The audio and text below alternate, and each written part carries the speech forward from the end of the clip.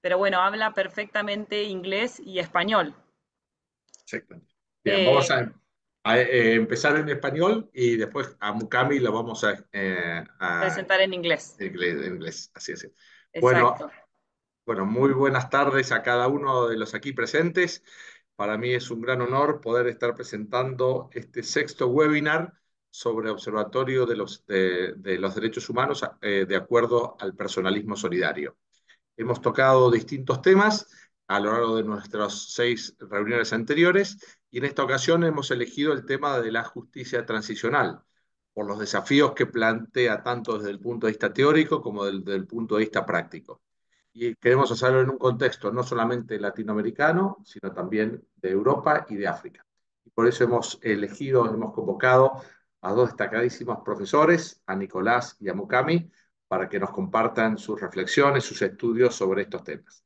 Así que bueno, sin más y esperando, diríamos que tener aproximadamente 20 minutos de exposición de cada uno y después dar lugar al debate, le devuelvo la palabra a Nicolás para que, digo, a Verónica para que se la pase a Nicolás.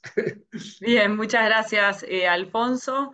Nicolás Carrillo Santarelli es investigador postdoctoral de Derecho Internacional en la Facultad de Derecho de la Universidad de Cagliari. Es doctor en Derecho Internacional y Relaciones Internacionales, máster en Filosofía Moderna y Contemporánea. Así que, bueno, para nosotros realmente es un gusto poder contar con usted, Nicolás Carrillo, en el día de hoy. Y bueno, y agradecemos también al profesor Ignacio de Casas por habernos puesto en contacto y permitir también que usted pueda exponer hoy. Así que bueno, muchas gracias y con gusto le cedo la palabra. Estás Sí, muteado, está muteado. estás muteado, estás muteado. Perfecto, gracias.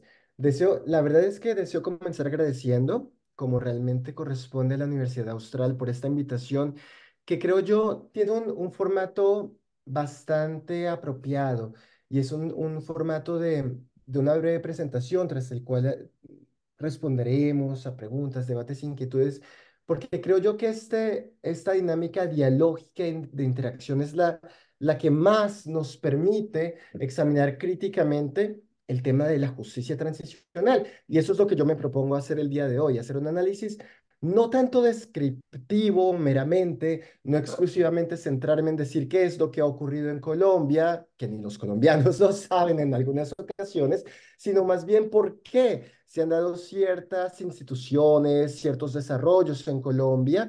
Y creo yo que esto todo nos va a remontar a dos ideas básicas que son comunes a todo fenómeno jurídico.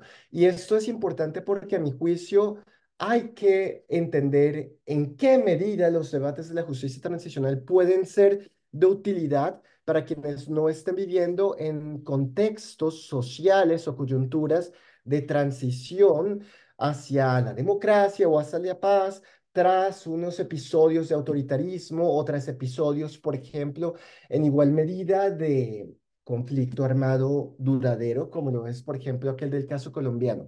Sin embargo, deseo yo añadir muy brevemente que de alguna manera esta percepción es en sí misma debatible, porque pues lo que se ponía de manifiesto por algunos estudios de Nicolás Maquiavelo, por ejemplo, es el hecho de que toda sociedad está formada bajo ciertos mitos que ocultan en ocasiones fenómenos de explotación, de dominación, de conflicto, y efectivamente la construcción de las narrativas de en qué consiste una sociedad pueden ocultar episodios y cada sociedad tiene que, en consecuencia, tener la valentía de examinar cuál ha sido su pasado que perdura. Por ejemplo, como algunos historiadores lo manifiestan en relación con Haití, la deuda que se le impuso a Haití por parte de Francia tras la independencia perdura y tiene efectos. Lo vemos en una sociedad que hoy día está padeciendo distintos problemáticas, ha tenido efectos que han durado. Y esta es una idea que igual ciertos socios críticos o el llamado Twale ponen de manifiesto. Bien, ¿qué podemos decir de Colombia? ¿Qué nos muestra Colombia en términos de estas ideas de justicia transicional? Pues efectivamente les decía yo que a mi juicio hay nociones que nos pueden mostrar estos análisis críticos. Primero, ¿qué carajos es la justicia? Que es muy importante. Y por otra parte, además de qué es la justicia, cómo el derecho se va gestando a la luz de fenómenos pragmáticos que tienen que ver también con juicios de lo que en filosofía son juicios prudenciales o la normatividad de la prudencia. ¿Por qué?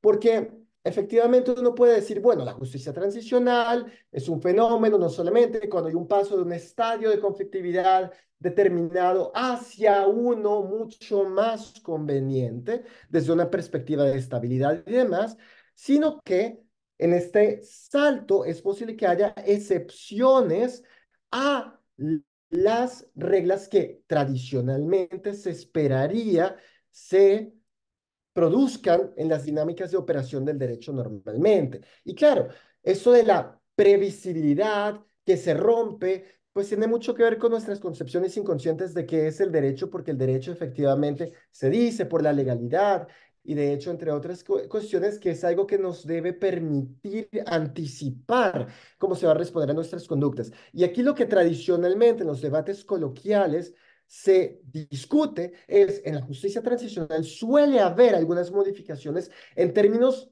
penales en cuanto a la sanción, en cuanto a la retribución, en cuanto al castigo. Y eso nos debe llevar a preguntarnos, ¿la justicia entonces ordinaria, no transicional, es una justicia de venganza? Es decir, la retribución, o no necesariamente la venganza, pero sí la producción de dolor, el dolor psicológico, por ejemplo, de saber que voy a estar tras cuatro rejas por un determinado número de años. El castigo es algo inherente a la justicia. Justicia es punición, no necesariamente. Y eso es algo que entonces nos hace pensar, bueno, y la justicia transicional, en últimas, lo que nos hace ver es que el derecho lo que lleva es una toma de decisiones sobre cómo se van a suceder ciertas cosas. Veámoslo con el caso de Colombia. En Colombia yo voy a centrarme en tres episodios, que son uno en cuanto a los grupos paramilitares durante el gobierno de Álvaro Uribe, con una ley que fue la ley 975 del año 2005, que es famosamente conocida como la Ley de Justicia y Paz. ¿Y por qué es importante al respecto? Porque esta ley se aplicaba a los integrantes de grupos paramilitares desmovilizados. Bien, por otra parte, tenemos el acuerdo final para la terminación del conflicto y la construcción de una paz estable y duradera. Este es el nombre oficial del acuerdo final de paz, famoso, conocido del gobierno de Juan Manuel Santos, con el, en ese entonces, grupo armado no estatal de las FARC. Bien, y finalmente debates que hay actualmente con el gobierno de Gustavo Petro, por ejemplo, con lo que se llama la paz total. ¿Qué vemos al respecto? Hay una diferencia si lo analizamos en varios órdenes. La ley, en el primer caso, frente a la desmovilización paramilitar, emanó exclusivamente, podemos decirlo, de una institución que es el Estado, del Parlamento. Pero claro, en la ciencia política, los estudios desagregados del Estado nos muestran que esta construcción que es el Estado, que es una ficción, lo que hace es operar a través de seres humanos que están expuestos a distintas influencias, incluso ideológicas, incluyendo, por ejemplo, en lo respectivo a qué es el derecho, en tanto la hermenéutica, podemos decirlo así, como lo diría Foucault, o la epistemología del conocimiento de qué es el derecho también entra en cierta medida una repetición de ciertos patrones de lo oficial. Y entonces, a diferencia de esto, que también, perdón, aparte de emanar del Parlamento, se aplicaba a grupos paramilitares que en ocasiones en Colombia habían actuado con la connivencia o incluso la asistencia estatal, lo que ha llevado a condenas internas e internacionales del Estado colombiano al respecto. Y por su parte, el acuerdo final con las FARC fue producto precisamente de una negociación directamente. Las partes pudieron incidir ambas en el contenido y se creó no solamente, digamos, de esta manera distinta, sino una nueva institución, también como lo es la Jurisdicción Especial para la Paz, la JEP.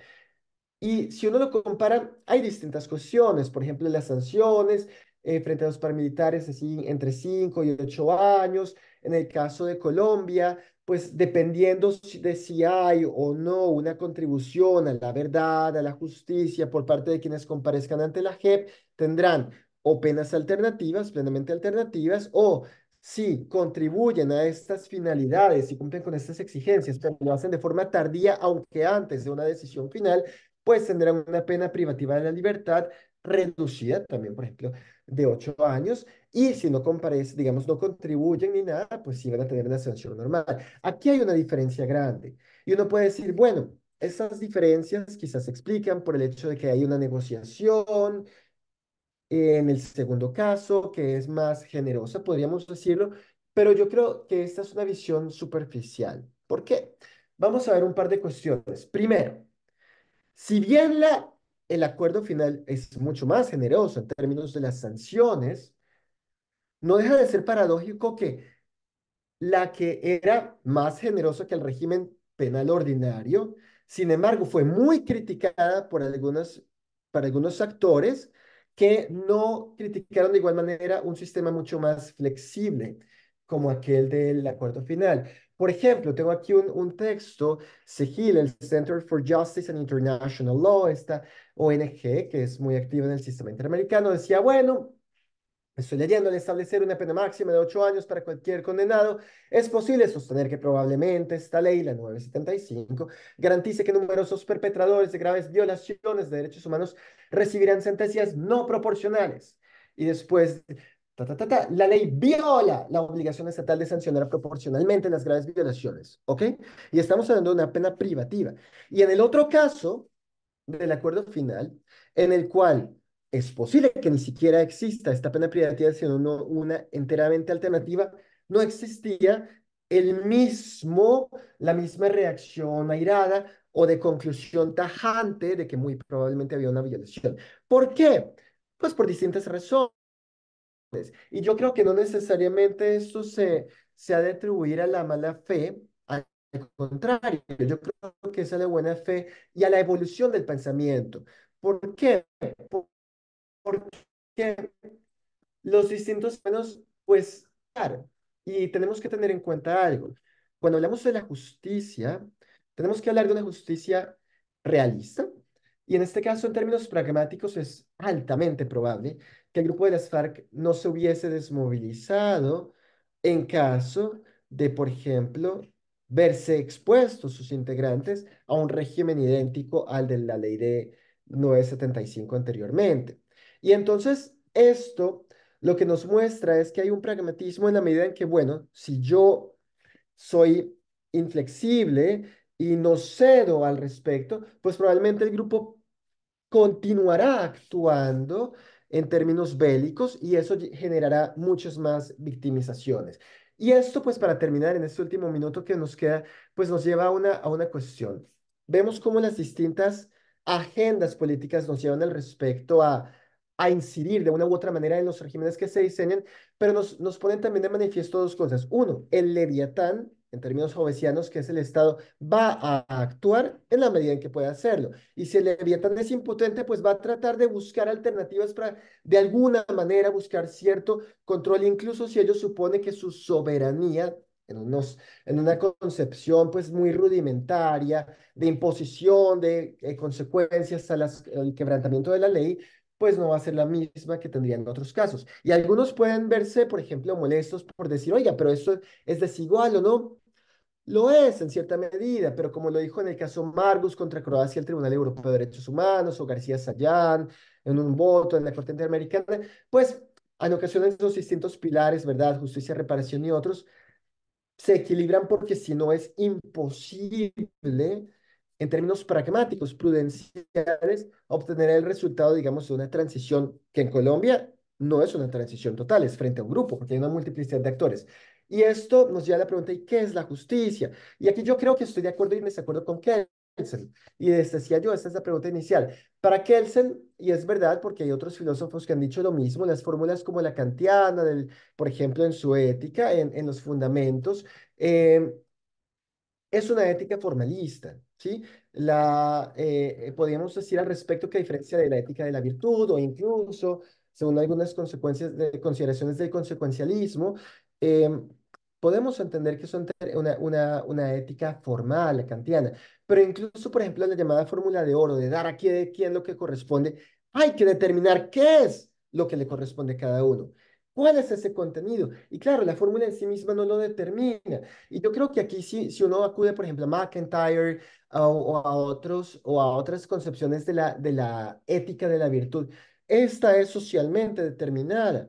Vemos que lo virtuoso dependerá en cada ocasión de las coyunturas específicas y de la sociedad. Y por ello puede que efectivamente sea necesario lo virtuoso en cierto caso, a imaginar una justicia diferente a la tradicional. Y eso nos pone en manifiesto, bueno, no solo en este caso, en general, todo el derecho es una construcción social, por lo cual este tipo de imaginaciones siempre son posibles porque la interpretación, y con esto quiero terminar, hay una pregunta, bueno, con estas interpretaciones y diseños nuevos, ¿se cambió la lex lata? ¿Estamos violando lo que decía el derecho? ¿Cambió el derecho constitucionario? No necesariamente. Sencillamente, si hay una interpretación posible que yo no haya previamente imaginado, una nueva concepción no supone que ha cambiado el derecho, que ha cambiado mi visión al respecto. Y la justicia de la transición lo que nos pone en manifiesto es la noción nuestra sobre la interpretación o lo que es el derecho puede cambiar y siempre puede ser reexaminada. Bueno, concluyo para no pasar en el tiempo y si hay alguna pregunta posteriormente se debatirá. Muchas gracias a todas y a todos por su atención. Muchísimas gracias, Nicolás, por tu exposición. Para quienes se conectaron unos minutos más tarde, vamos a tener después de la exposición de Mukami un espacio para preguntas con nuestros expositores invitados de hoy. Tengo el honor de presentar a Mukami Wankai. Lo voy a hacer en inglés porque su exposición va a ser en inglés. Mukami Wankai is she's a lecturer at Strathmore University Law School in Kenya and a researcher at the same university. Her work focuses on the experiences of emerging democracies in constitution making and constitutionalism, elections, and religious freedom. She holds a BA in Economics and Law from the School of Oriental and African Studies from the University of London and an LLB from the same university. Also, she holds an LLM from Duke University. She is currently a PhD candidate at the University of Cape Town, and she will be talking for us from Cape Town. She's there right now. Thanks, Mukami, a lot for being with us, and please go ahead. Thanks so much, Veronica, for the introduction and for the invitation to be part of today's session. My thanks also to Austral again, and to La Sabana. Nicolas, it's great to be here having this discussion with you. So my presentation builds on what Nicolas has spoken about. And as much as Africa is a very large area, it's a very landmass with very different experiences in transitional justice. My aim today is just to offer a few insights and hopefully draw some parallels between the transitional justice experiences in the case countries I'll speak about, and particularly the case of Colombia. And the reason for this is my own view currently is that Colombia keeps raising this question of what is the meaning of justice in transition, and how is that justice constructed in a way that meets international norms, but also is a local justice.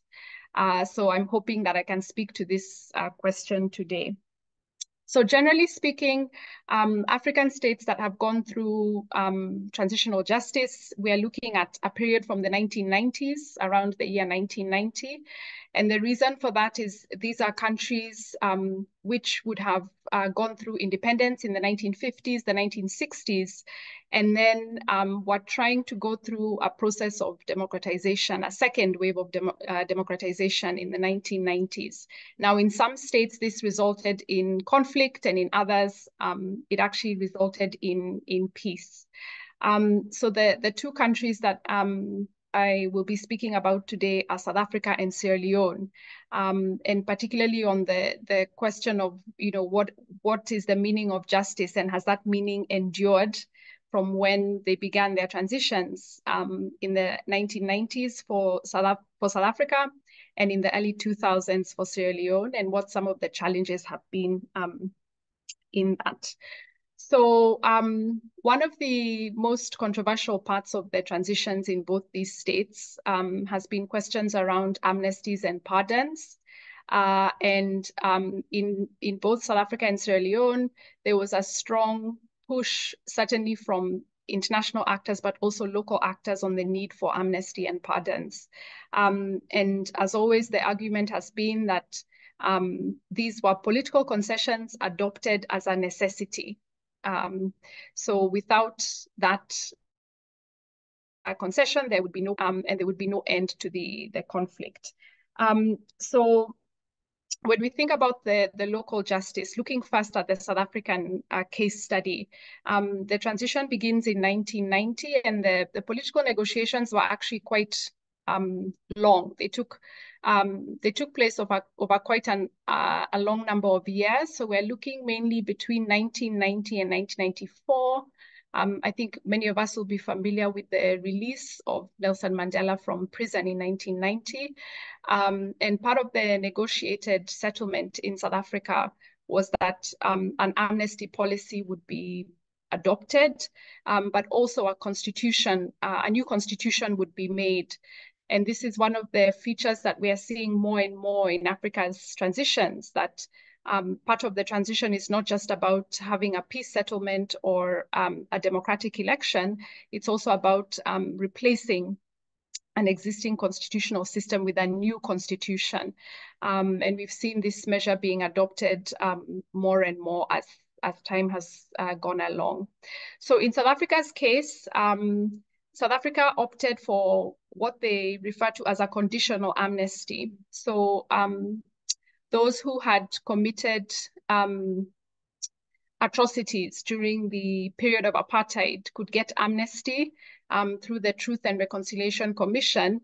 But in order to do that, they had to, the commission had to be satisfied that they had told the whole truth about the conflict.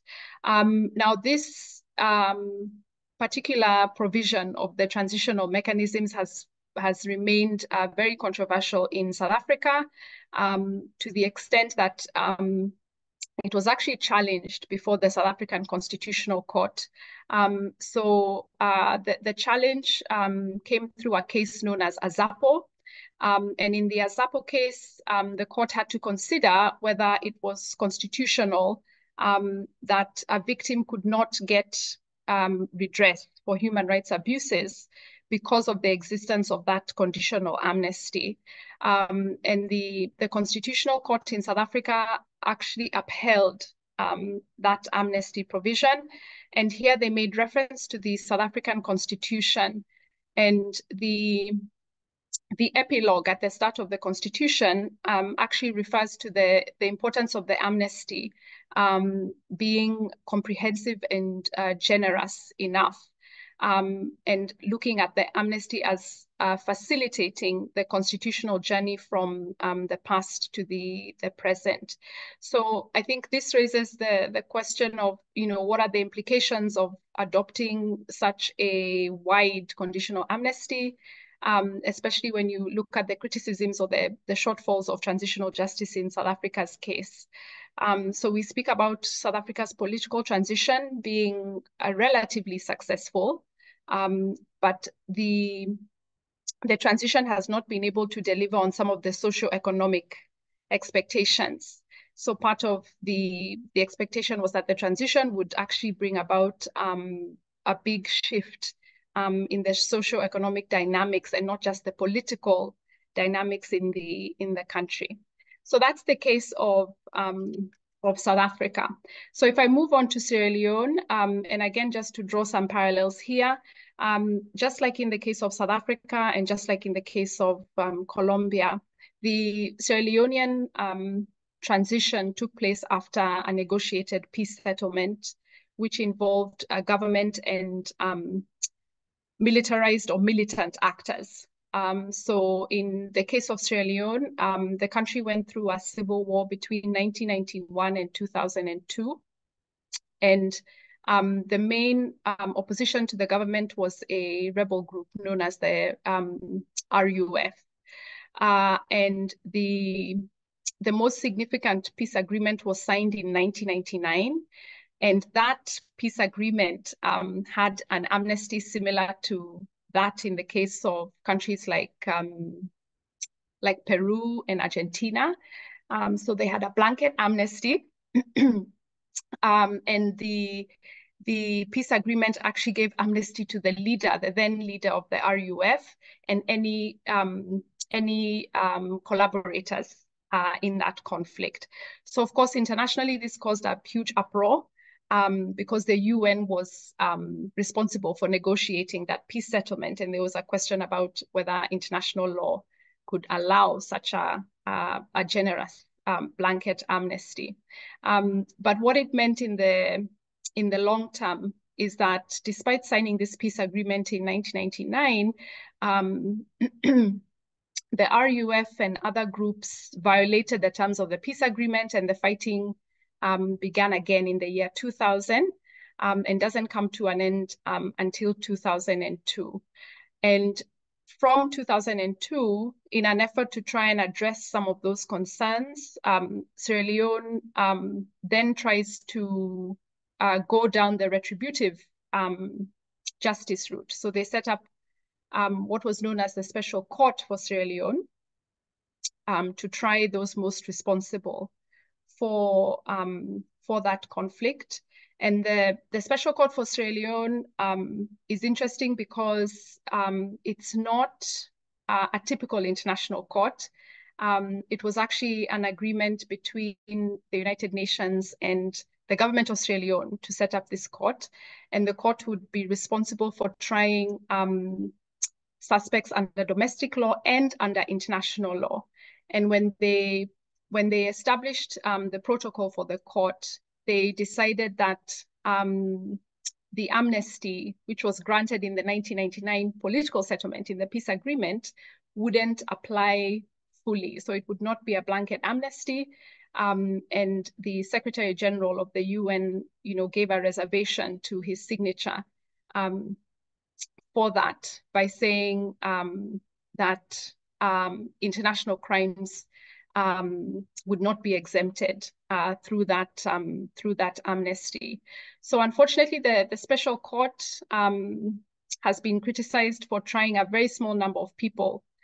So in total, 13 people were tried by the court, and this was disappointing considering the scale of the conflict in Sierra Leone. And what we've seen then is more attempts to try and address this question of justice. So after the Special Court closed, the government opened a Truth and Reconciliation Commission to try and deal with the truth and the reconciliation elements of the transition.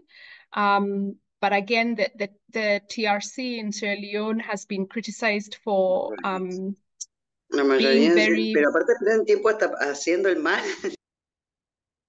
So the TRC in Sierra Leone has been criticized for being very much focused on justice for a small sector of the society, and not addressing justice for the rural populace enough.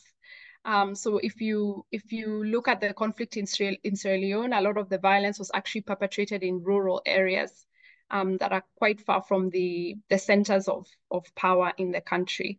So since then, because of the failures of the retributive elements, whether it's the Special Court or the Truth and Reconciliation Commission, there's been a number of efforts to have local justice measures. And one of the most well-known is a process called Fambul Tok. Fambul Tok was begun by a local civil society organization using some of the traditional features of justice in Sierra Leone. And they began working in rural villages where people would sit around a bonfire. Perpetrators would make confessions about the acts that they committed, and victims would have an opportunity to offer them forgiveness and some level of reconciliation. So the presence of measures like Fambu Talk, again, go back to the question of what is justice for the victim and what is justice for different sectors of society in a conflict of this kind, especially where we seem to be driven much more by the kind of the international norms, which tend to focus on either criminal trials or on truth commissions. So just to conclude, politically speaking, there are certain concessions that need to be made in order for violence to end and for peace to be achieved. But we still have questions around the legitimacy of certain transitional justice mechanisms as they pertain to justice and based on how we define that justice. So specifically in regard to the African contexts, I think there's a need to better understand why certain mechanisms have been used, what their legal justifications are, and also how justice can be a little bit more localized and specific to the particular context. And as I said earlier, I think the Colombian case is an interesting one to watch as it happens, as they try and unpack over time what justice means, also as the transition changes as time goes along.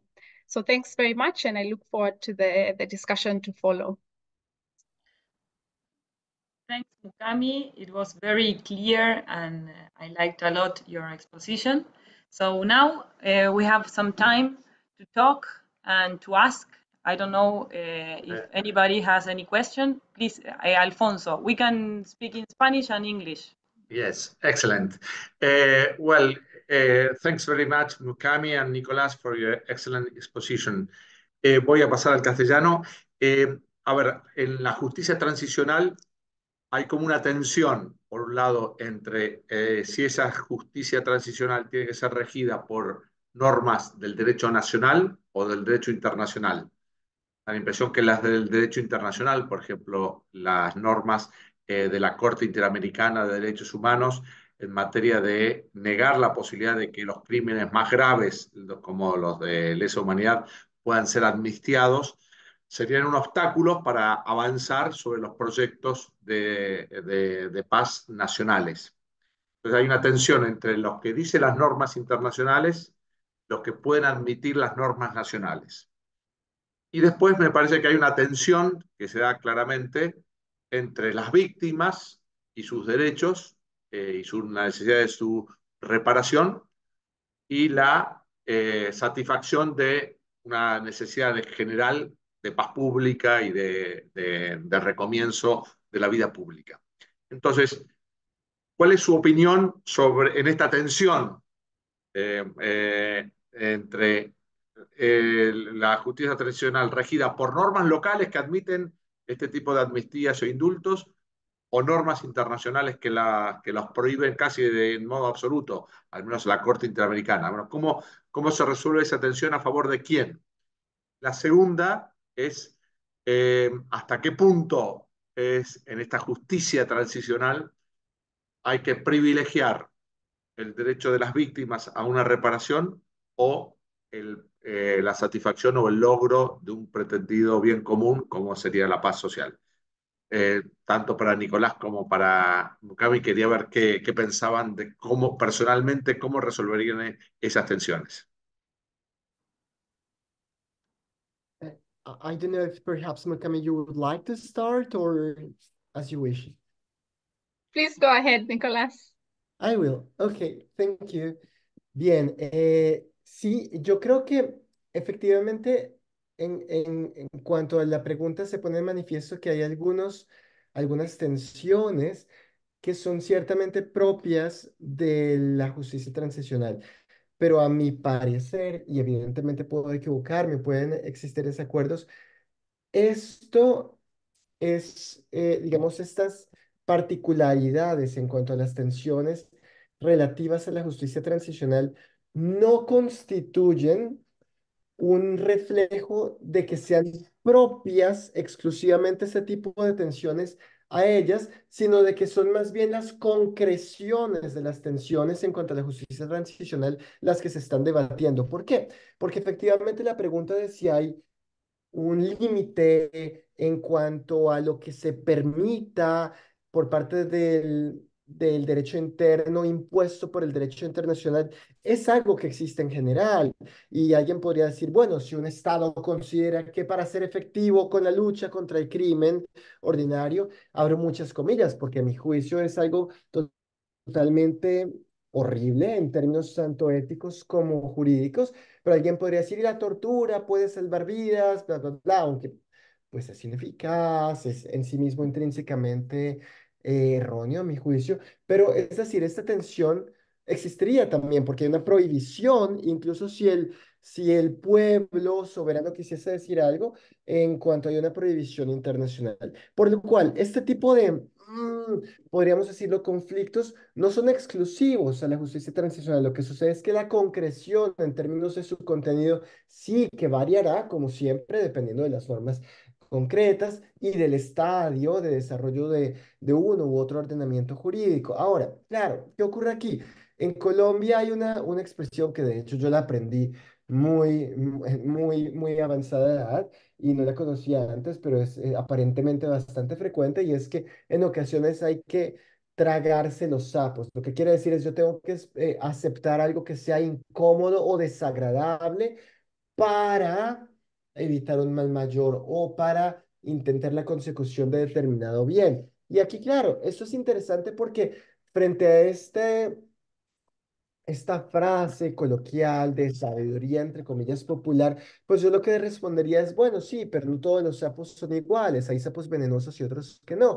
Y efectivamente hay algunas cuestiones en las cuales está vedado e impedido que el derecho interno haga algo, porque en caso de que lo haga se genera responsabilidad internacional, la cual también se puede generar cuando sea un órgano que crea normas, legislativo, constituyente, incluso el que sea, que crea normas contrarias al derecho internacional, pues por el deber de adaptar el derecho interno al internacional. Y claro, aquí entonces está la pregunta, bueno, las amnistías de las violaciones graves están prohibidas de derechos humanos, de VIH y demás.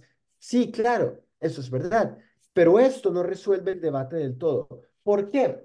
Porque por una parte, alguien dirá, ok, eso no se puede, y en el acuerdo final, por ejemplo, se trajeron a colación citas del Comité Internacional de la Cruz Roja para decir, bueno, por esto, estas sanciones alternativas no constituyen una amnistía, no puede haber amnistía frente a los crímenes internacionales y demás. Ok, ¿y qué carajos es una amnistía? Entonces, el olvido de la pena, sí, ok. Y yo por eso en el artículo lo que digo es que hay que tener cuidado porque las amnistías no son solo formales, sino también materiales. Y hay que examinar si acaso de facto lo que hay es un indulto oculto o una amnistía.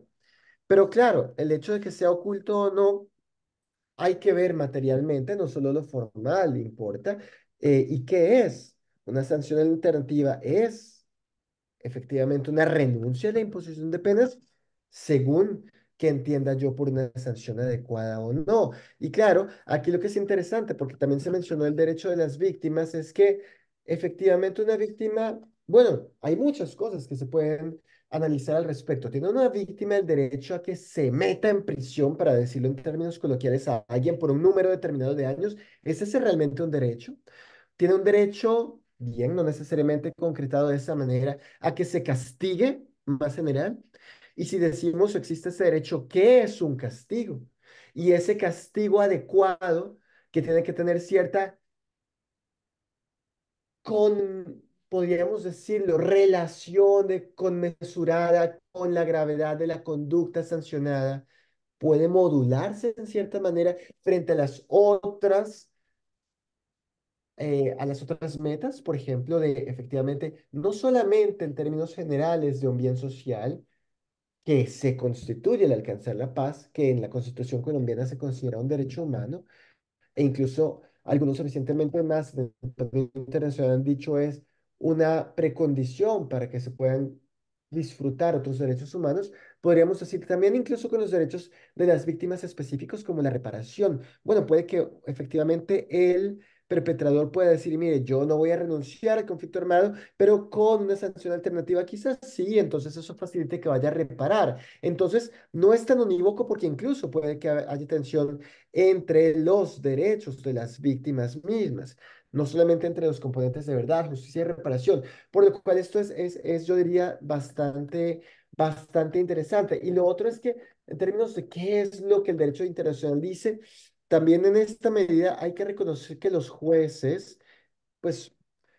por más de que se diga que lo que hacen es aplicar el derecho, esto es mucho más complejo en la práctica. El caso Barrios Altos, por ejemplo, en últimas, ex novo empieza a crear una línea jurisprudencial que no necesariamente era la única posible en términos precedentes, por lo cual también hay cambios. Y lo interesante es cómo el derecho envía estos mensajes expresivos que impacta en nuestra percepción de la realidad. En este libro de Scott Shapiro y Une Hathaway, como dicen, en que el pacto Bryant-Kellogg cambió la percepción real de lo que es una guerra, si puede haber conquista territorial o no. Lo que es interesante es cómo el derecho puede generar percepciones nuevas y este derecho se va cambiando también por lo que los jueces ex novo pueden decir en ocasiones. Y estas nuevas percepciones influyen en la percepción nuestra sobre lo que es el derecho. Y la fenomenología aquí filosóficamente habla sobre precisamente nuestros roles auténticos o inauténticos, y en ocasiones inconscientemente recibimos una visión del mundo determinada, no solamente a la luz de los anteojos del derecho de qué es la realidad y qué se puede hacer, sino de qué puede hacer el derecho mismo. Así que es una discusión fascinante en la que precisamente este ejemplo concreto.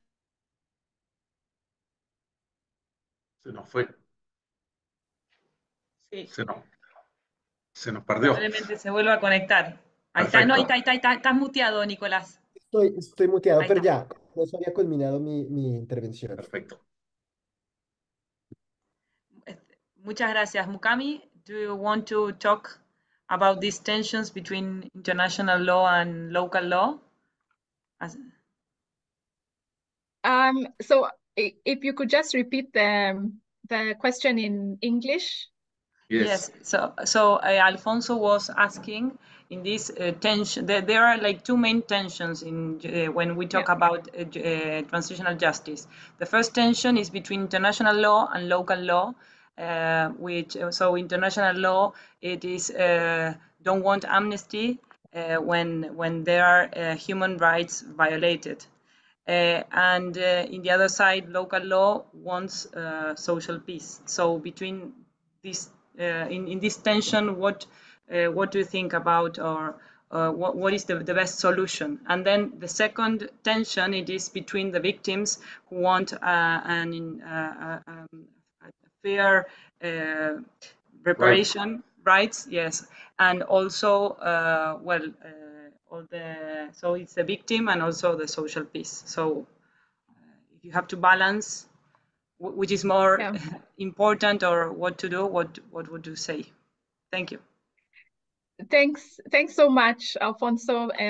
Veronica, I think it's a big challenge, and I'm going to go as far as to say, the early transitional justice. So if we think about the first phase of transitional justice in the form of the Nuremberg trials, or even the second phase, which really began, I would say, in Latin America. With countries like Argentina, I think the belief was that if you go down the international norms route, right, the international law route at that point, that you end the problems of the conflict. I think that was the assumption that they made. So I would say that currently, as much as the expectation is that you follow international norms, so that you consider having measures like pardons or amnesties, that they're not used, first of all, very widely, that they should be constructed or they should be construed very narrowly, and really in a kind of exceptional manner. I know that's a lot more difficult to figure out in the few minutes that we have here. So it's not to say that you don't consider pardons and amnesties, just because of the understanding of the political dynamics I think in all these cases, we hear that it's very difficult to get the aggressors to sit down and to negotiate unless they're offered something large as part of that exchange. But I think there's a very high cost to that, which is that the domestic law or the local law is unable to deliver the victims justice.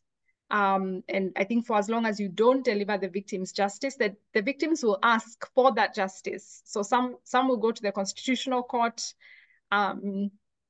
some will use their political means to ask for that justice. And I think these are the kinds of aggravations that we are seeing in countries like South Africa, where the formal end of apartheid hasn't dismantled all the systems of apartheid. So economically speaking, there hasn't been, a significant change in the South African society. And I think the victims are asking for a kind of justice that would actually bring about that kind of change. So I think the costs are high, but it's difficult to not, to not go with the international norms and the international law expectations in today's setting. Thanks very much. ¿Tenemos alguna otra pregunta para los expositores?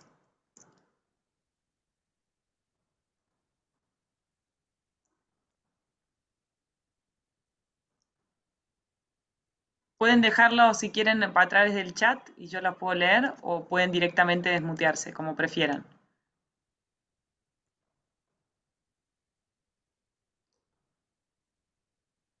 Bueno, si les parece, si no hay más preguntas, Alfonso, no sé si vos querés hacer algunas Perfecto. palabras de cierre, podemos invitarlos al próximo webinar sobre... Perfecto. Exactamente. Bueno, muchísimas gracias por la participación tanto de Mukami como de Nicolás. La idea es precisamente ir creando una comunidad de profesores, de académicos, de estudiantes que debatan con estos temas que trascienden específicamente el ámbito nacional y se proyectan hacia el interés común en las materias relacionadas con los derechos humanos.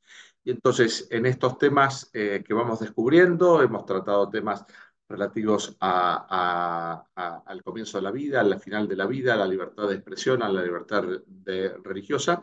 La próxima vez, el séptimo webinar, lo tenemos pensado sobre temas de inteligencia artificial y derechos humanos, con particular foco en lo que ha sido la regulación de la Unión Europea de los últimos días en relación al uso o a las posibilidades de uso de la inteligencia artificial y los riesgos que ellos implican. Así que bueno, en el mes de junio, me parece que teníamos fecha, Verónica, ¿no? Bueno, ya después se lo vamos a... 19 de junio, el a las 19 13:30. de junio, 13:30 de Argentina, ya después le vamos a dar los detalles.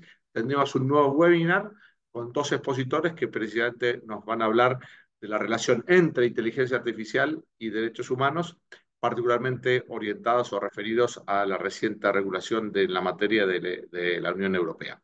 Así que bueno, muchísimas gracias por la participación, tanto de los expositores como de cada uno de ustedes.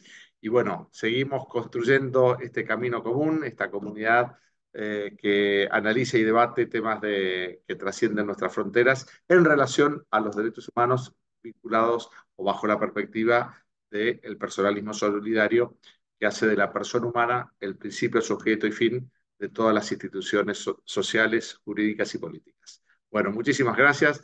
Muchas gracias, Verónica, también por la organización de esto, sin lo cual no hubiese sido posible este encuentro.